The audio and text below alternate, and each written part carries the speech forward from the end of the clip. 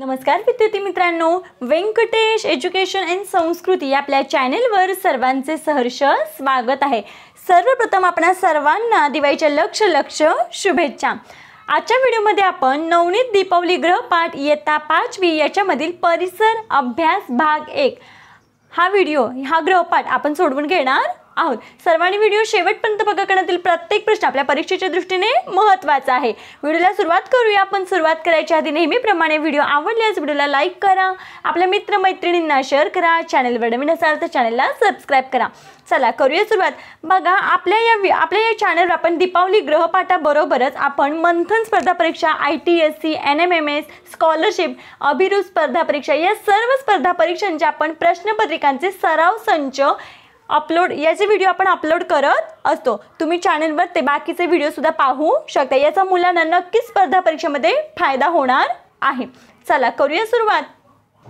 परिसर अभ्यास भाग 1 या गृहपाठाचे आपण 2 भाग केलेले आहेत। या आधीचे काही प्रश्न आपण भाग 1 मध्ये सोडवून घेतलेले आहेत, बाकीचे प्रश्न आपण भाग 2 आजच्या व्हिडिओमध्ये सोडवून घेणार आहोत। इथे प्रश्न दिलेला आहे आपल्याला, तुमच्या शाळेत उपलब्ध सुविधांची यादी करा। आता या प्रश्नाचं उत्तर आपल्या प्रत्येकाचं वेगवेगळे येईल, हो की नाही? कारण आपल्या शाळेमध्ये कोणकोणत्या सुविधा आहेत हे प्रत्येकाचं वेगळं येणार। आता मी इथे उत्तर लिहिते।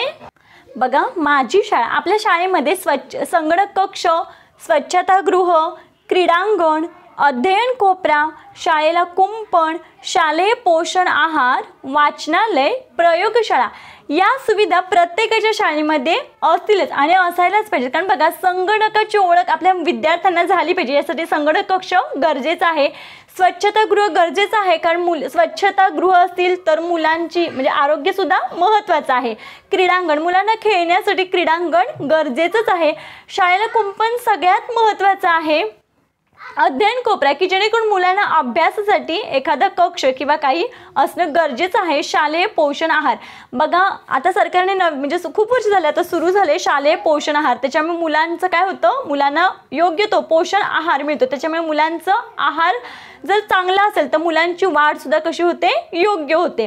वाचनालय सुद्धा महत्त्वाचं आहे, कारण अभ्यासाव्यतिरिक्त इतरत्र पुस्तकं मुलं वाचतात का, घरी नाही। त्यामुळे जर आपल्या शाळेमध्ये ग्रंथालय किंवा वाचनालय असेल तर मुलं तिथे काय करू शकतात, त्या ग्रंथालयातली पुस्तकं घेऊन अतिरिक्त म्हणजे उपयुक्त अशी बाकीची पुस्तकं वाचू शकतील। त्यासाठी वाचनालय सुद्धा महत्त्वाचं आहे। प्रयोगशाळा सुद्धा असणं गरजेचं आहे। बघा, या काही मी सुविधा लिहिलेल्या आहेत। पुढचा प्रश्न बघूया आपण, कोणकोणत्या उपक्रमांसाठी पालकांचा सहभाग मिळवता येईल? बघा, शाळेमध्ये काही उपक्रम राबवले जातात, त्याच्यामुळे पालकांचा सहभाग अत्यंत महत्त्वाचा आहे। मग त्यामध्ये कोणकोणत्या सुविधा ते पाहूया आपण आता। बघा, इथे मी मला ज्या योग्य वाटतात त्या गोष्टी लिहिलेल्या आहेत। त्याच्यामध्ये पहिलं आहे सहल। बघा, आपण शाळेमध्ये विद्यार्थ्यांची सहल करतो, पण त्याचबरोबर आपण जर उत्सुक जे पालक आहेत त्यांची सुद्धा म्हणजे विद्यार्थ्यांबरोबर आपण त्यांच्या पालकांना सुद्धा जर सहलीमध्ये सहभागी करून घेतलं तर नक्कीच तो कार्यक्रम उत्तमाचा होईल। आणि दुसरं आहे स्नेहसंमेलन। बघा, शाळेमध्ये गॅदरिंग वगैरे असतं किंवा स्नेहसंमेलन त्याला आपण म्हणतो, बक्षीस समारंभ वगैरे, त्याच्यामध्ये आपण पालकांना समावेश करून घेतो। मग त्याच्यामध्ये सर्व पालकांना जर आपण कंपल्शन ठेवलं तर मात्र तो अजून कार्यक्रम कसा होणार आहे, छान होणार आहे। आणि तिसरं वाटतं मला क्रीडा स्पर्धामध्ये आपण मुलांच्या स्पर्धा घेतो, पण त्याचबरोबर आपण जर पालकांच्या सुद्धा एखाद दुसऱ्या स्पर्धा घेतल्या तर नक्कीच पालकांना सुद्धा आनंद वाटेल। आणि बघा, शिक्षक पालक मीटिंग, मला वाटतं प्रत्येक महिन्याला आपण शिक्षक आणि पालकांची एक मीटिंग ठेवली पाहिजे। कारण त्याच्यामध्ये काय होतं की पालकांना सुद्धा शिक्षकांनी सांगितलं पाहिजे की ह्या मुलाच्या तर ह्या महिन्यामध्ये ही प्रगती आहे, की कोणता विद्यार्थी कोणत्या विषयामध्ये पुढे आहे किंवा कोणता विषय त्याचा मागे आहे किंवा जे काही असेल ते तक्रारी म्हणा किंवा चांगल्या नुसतं तक्रारींसाठी मीटिंग घ्यायची नाही आहे, तर चांगल्या गोष्टींसाठी सुद्धा मीटिंग घेणं गरजेचं आहे। कारण जर आपल्या पाल्याचं किंवा आपल्या विद्यार्थ्यांचं जर आपण चांगलं पालकांना सांगितलं तर त्यांना उत्साह वाटत असतो। तक्रारींबरोबर चांगल्या गोष्टी सुद्धा शिक्षकांनी पालकांची काय केलं पाहिजे, एक मीटिंग घेतलीच पाहिजे। आणि बघा, महत्त्वाचं म्हणजे वृक्षारोपण। आपण वृक्षारोपण मुलांकडून करून घेतो, पण त्याचबरोबर आपण जर पालकांचा सुद्धा त्याच्यामध्ये सहभाग करून घेतला तर नक्कीच वृक्षारोपण हा कार्यक्रम खूप छान आणि उत्तमाचा होईल। असं मला वाटतं. आणि विज्ञान प्रदर्शन आपण मुलांना करायला सांगतो.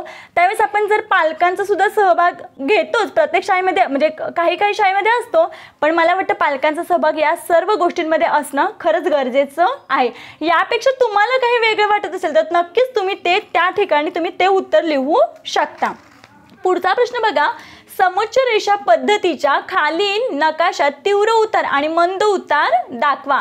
आता याच्यामध्ये बघा हे खूप जवळ आहे, हो की नाही, आणि हे कसं आहे थोडं अंतर टाकून आहे. बघा हा इथे जो जास्त डिस्टन्स दिसतोय त्याला आपण काय म्हणू शकतो, मंद उतार म्हणू शकतो, मंद उतार. आणि इथे बघा हे खूप जवळ आहे, मग त्याला आपण काय म्हणतो, तीव्र उतार. बघा या पद्धतीने आपण समोच्च रेषा पद्धतीमध्ये तीव्र उतार आणि मंद उतार दाखवलेला आहे. पुढचा प्रश्न बघूया आपण, सांकेतिक चिन्ह व नाव यांच्या जोड्या जुळवा. बघा इथे आपल्याला काही चिन्ह आणि इथे आपल्याला मध्ये काय दिलेत, नावं दिलेली आहेत. त्या पद्धतीने आपल्याला काय करायचं आहे, जोड्या जुळवायच्या आहेत. मग योग्य जोड्या जुळवायच्या.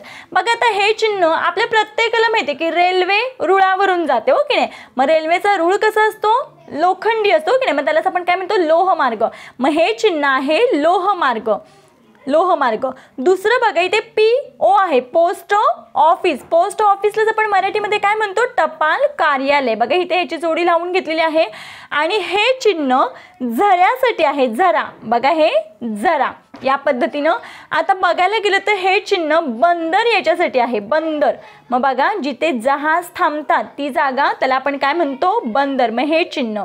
आता बघा हे चिन्ह आपल्या सर्वांना माहिती आहे, आपण दिवाळीमध्ये सर्वांनी किल्ला केलेलाच असेल, हो की नाही. मग हे चिन्ह कशासाठी आहे, तर किल्ल्यासाठी आहे. आणि हे चिन्ह खाण, हो की नाही. मग हे चिन्ह आहे खाण. बघा या पद्धतीने आपण या सर्वांच्या जोड्या लावून घेतलेल्या आहेत. आशा करते आपल्या सर्वांना व्हिडिओ आवडला असेल. व्हिडिओ आवडल्यास व्हिडिओला लाईक करा, आपल्या मित्रमैत्रिणींना शेअर करा. चॅनलवर नवीन असाल तर चॅनलला सबस्क्राईब करा. सबस्क्राईब समोरील बेल बटन प्रेस करा, जेणेकरून आपल्या सर्व विषयांचे व्हिडिओचे नोटिफिकेशन आपल्याला मिळत राहतील. आपल्या या चॅनलवर आपण सर्व स्पर्धा परीक्षांचे उपयुक्त व्हिडिओ आणि स्कॉलरशिप परीक्षेचे सुद्धा उपयुक्त व्हिडिओ आणि त्याचे प्रश्नपत्रिकांचे सराव संच आपण अपलोड करत असतो. त्यामुळे सर्वांनी ते व्हिडिओज नक्की पहा, त्याचा मुलांना नक्कीच फायदा होईल. ठीक आहे, पुन्हा एकदा आपल्या सर्वांना दिवाळीच्या लक्ष शुभेच्छा. भेटूया पुढच्या व्हिडिओमध्ये. तोपर्यंत नमस्कार, थँक्यू.